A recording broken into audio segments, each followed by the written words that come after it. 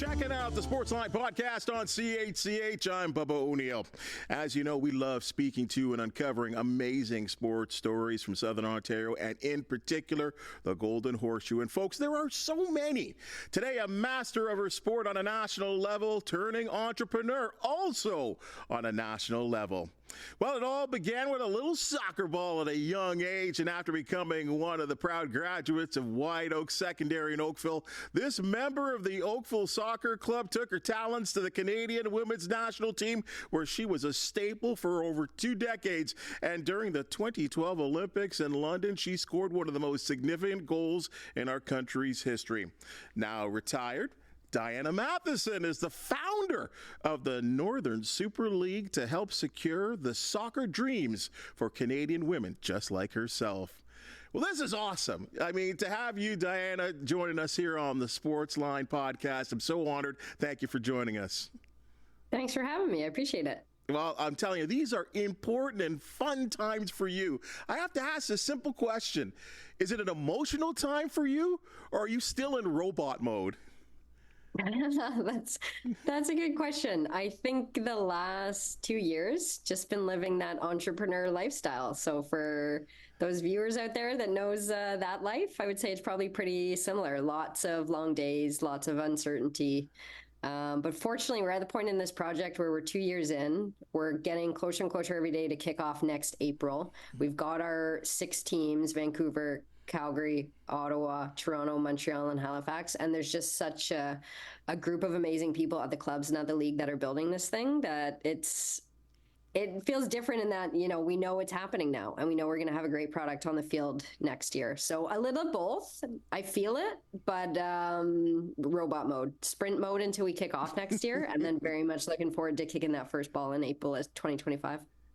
Well, you know, I recently read a message from someone in I think kind of in a situation kind of like you. I think it's from the Canadian Women's Sport CEO, Alison Sandmeyer-Graves. She talked about the importance of enrolling girls in sports programs and how participation in sport is essential for their development. What would you say to that? Yeah, and Alison and Canadian Women in Sport have done some fantastic work over the last few years. They've done a lot of reporting on girls dropping out of sport. They've done a lot of studies into the commercial case for women's sport and the potential in our market, women's pro sport. So they've been a fantastic organization in moving things forward. They did some work that showed girls and boys in Canada actually start sport at the same participation rates, but by the time girls turn 18, they've dropped out of sport at 3 times the rate of boys. So 1 in 10 boys will drop out of sport, but it's 1 in 3 girls. And it has to do with all sorts of reasons. There's not enough available pathways built for girls and women. There's not enough coaches for girls and women. There's not enough visible role models. So definitely with the Northern Super League, with building women's professional sport, women's professional soccer in Canada, we absolutely want to impact that, because sport has so many benefits. We know it on health and well-being, on education, on skills like leadership and collaboration. There's really cool stats that show women that play high performance sports also perform at a high level in business. It's about jobs and opportunities for women. So it's a big thing that this project will impact more than just the players on the field. Before I look towards kickoff in April, I kind of want to go back a little bit to your playing career in Oakville. I mean, did you ever, and I'm just talking about your playing career, did you ever imagine that all the things that you accomplished and being on a national team, and you were a high-level player in Oakville as well, too, so there were some signs that, you know, you could play the game very well. Did you ever think you would do what you did? No, because you can't be what you can't see. And there was nothing out there for women's soccer. I think I barely knew the women's national team existed. Women's soccer definitely wasn't on TV. We weren't in the Olympics yet. There was no women's professional soccer leagues really when I was a kid. So no, it wasn't a possibility for me to even dream about. And so fortunately, during kind of the span of my career, that has shifted so quickly. Women's sport started to be treated like a business. Real investment started to go in. It started to get marketed. Professional leagues started to grow all around the world. And that's the time frame we're in now, where kids can grow up. They can actually see women's sport, women's pro sport in Canada week in and week out, and they can dream of, if they grow up in Oakville, they can dream about playing for the professional team down the road in Toronto. And that is such a gift. I can't even imagine what that would have meant for me, being able to have that dream and maybe someday putting on the home team jersey. I got to play for Canada over 200 times. I got to play a handful of those at home in Toronto. But the one thing I'm jealous of the future generation is they'll get to do that for their hometown team from coast to coast. And I can't wait for the next generation to experience that. Around 2020, 21, retirement kind of happens. No more international play. You quit. You move on from your club team, but you're doing all kinds of stuff. I mean, there's an executive MBA at Queens. You do some analyst work, I think, on CBC and TSN, public speaking. When this was all going on and you're trying to figure out what you're going to do with your life going forward, was this the sort of steps to where you become the CEO of Project 8 Sports Incorporated? Yeah, I knew I didn't plan this, but I knew that when I retired from soccer, I was always been interested on the business side. I'd done some stuff with our Players Association and different projects for athletes' rights over the years, run some camps, done some things. Women's pro athletes always have a couple of things on the go often, just to make some more money, keep ourselves busy. And that often it's a strength, I think, in the women athletes pool. So coming out of sport, retiring from soccer, I knew I wanted to be involved in whatever was going to be built for women's pro soccer in Canada. We all knew it was coming eventually. It's been the only thing missing in our landscape. We're exceptional at the national team level. We have the third largest player pool for girls and women in the world. And there was only 2 countries in last Women's World Cup that don't have a pro league, Canada and Haiti. So I knew something was going to happen at some point, and I just wanted to be a part of it. So like you said, I went back to school for a couple years. I was very lucky to get a scholarship through the COC and Game Plan to the Smith School of Business. I did an MBA program there. I was very lucky to do a UEFA Academy program in Europe, which was specific to the soccer industry and kind of a transition program for former players. So I was just a student for 18 months and spoke to as many people as I could, learned as much as I could, did all my individual projects on women's pro soccer in Canada, and got a really good picture of how we could build in Canada. Knew for certain that the time was now, and saw that no one else was really working on it. So decided just to give the thing a push myself, and here we are sprinting towards kickoff in 2025. And that's funny. I love that you say the time is now, because that's a little phrase that stuck with me. I had Renata Fost here talking about the PWHL and the fact that she believed at that time when this was all happening that the time is now for women's sports, and that I don't know if it was we didn't accept it. As you said, it wasn't a lot on television, not a lot on print, not a lot spoken about it.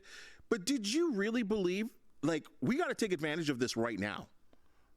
Yes, it's now for sure. And even trying to do this project 3-4 years ago, I don't think the landscape is ready. And waiting 3 to 4 more years, we've missed the window to get into the market. And actually the gap between Canada and the rest of the world will be too big to catch up. So it's now. And that's because, again, women's pro sport is so new. It's a very new industry. Women's sport in general has had all this myth and bias in the past around it that said, no one watches women's sport. Women's sport doesn't make money, but it was never treated like a business. So it didn't run like a business. And that has just shifted drastically in the last 5 years. And really in the last 3 years, and real investment has gone into it. It's been marketed. It's been run by a business.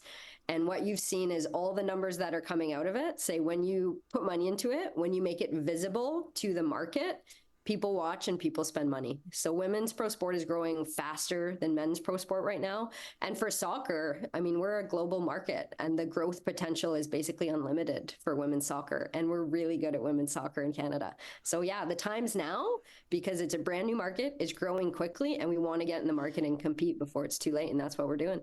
And exactly what you just said there, and I'm looking at this on the CEBL, the CPL. For any of this to work, you got to get major sponsors. You got to get broadcast partners. You got to figure out what cities you're going to play in. You've taken care of all that. Yeah, we've done a lot. Still lots to do before next year, but yeah, we've got our 6 founding teams, as you know, Vancouver, Calgary, Ottawa, Toronto, Montreal, and Halifax. Team owners who bought into a franchise model. We were so lucky to have founding sponsors off the bat, and we'll be announcing more founding sponsors as we come. Incredible companies like Canadian Tire, who have been behind so much of the movement in Canadian sport. They're behind basically any Canadian pro sport initiative right now is Canadian Tire. They've been real leaders in the space. We've got TSN and CBC as our broadcast partners, so Canadians can watch games on TV, and the games that aren't on TV, we're still going to have available online for folks to watch. The clubs have branded themselves, and yeah, we've announced lots, and there's lots more to come. Most of the teams have announced their stadiums. About half have announced their coaches, so there'll be more coach announcements. There'll be player announcements starting in the next number of weeks leading up to next year. So yeah, we've built a lot, and then a lot more to build and share with Canadians before preseason, probably towards the end of February, and kick off in mid-April. Well, and this is what's incredible to me, because I mean, I've kind of looked into some things here and modeled what other leagues have done, you know, especially like yourselves, and how you put together a league. And for people that think it's easy, it's certainly not that. And as I said, there are so many particulars, but especially with some of the facts that you talked about, the fact that soccer is popular, women's sport, soccer in this country is very popular, and you do have a very deep pool of players to select from. The easier thing, I think, would have been to, you know, maybe throw, or at least bid for a couple of teams in the NWSL, maybe have some type of linkage with the Canadian Premier League on the men's side, which is now, I guess, in its 5th, 6th year of development and playing right now. Why did you choose to go on your own route? Yeah, that's a great question. And really, we looked at all options when we were starting this project. And to answer your first question, you know, as we know, a lot of men's sport in North America for Canada means that we have a team or maybe 2 teams or a few teams that are operating in a U.S. league. And for us, that wasn't the path forward, because we want to make sure at the end of the day that Canada continues to compete and win Olympic medals and win World Cups in women's soccer. And what would happen if we added a couple of teams in the US League and the NWSL, which is a fantastic league. I played there many years. You know, we'd probably have 1 or 2 teams in Canada, and those 1 or 2 teams would be in 2 of the cities that already have a high performance pathway for girls in Canada. One of only 3 high performance pathways that are run by the national team and partners. So you wouldn't really impact the player development in Canada. You'd be in the same places. The couple NWSL teams we had in Canada would probably limit how many Canadians could actually play on the team, because they don't want kind of a national team playing pro up here. So you'd have maybe 10 Canadians playing here, 10 Canadians playing here, a couple coaches, a couple refs. Doesn't impact the big picture. We're trying to create more opportunities for girls playing soccer across the country, so we can really leverage this player pool. And that means a league. That's the way global soccer works. We need a strong domestic league where actually our winning teams get to compete against the other teams in the NWSL and in Mexico in a Champions League format, the magic of soccer. But we want 6, then 7, then 8, then 10, then 12 teams across Canada. So we've got professional pathways across Canada, and then we have hundreds of opportunities for girls to play professionally, to go through our professional pathway. Way more opportunities for women coaches, referees, medical staff, women working in the media, women working in business. The impact of a league is just so much bigger, and if we want to continue to compete on the world stage, the league is the way forward. And again, because we've got the players, because we've got the fan support of fans that have been watching this national team for over a decade, because we've got a strong business model with the corporate sponsorship and investment here, we can be a top 5 league in the world. Like I said, women's pro soccer is so new. It's still to be determined who's going to be the top leagues in the world over the next 10 years. And we can be a top 5 league in the world. It's so exciting, Diana. I have chills actually just listening to you, because as you've detailed the plan, that the plan is so close to being executed. And, you know, you talked about fans, and people love watching soccer in this country. And I see females watching the national team. I watch older women. I see young kids with signs, and that excites me because I said to myself, these are girls that could be playing on a national team one day, and now they have an opportunity to have a career playing soccer.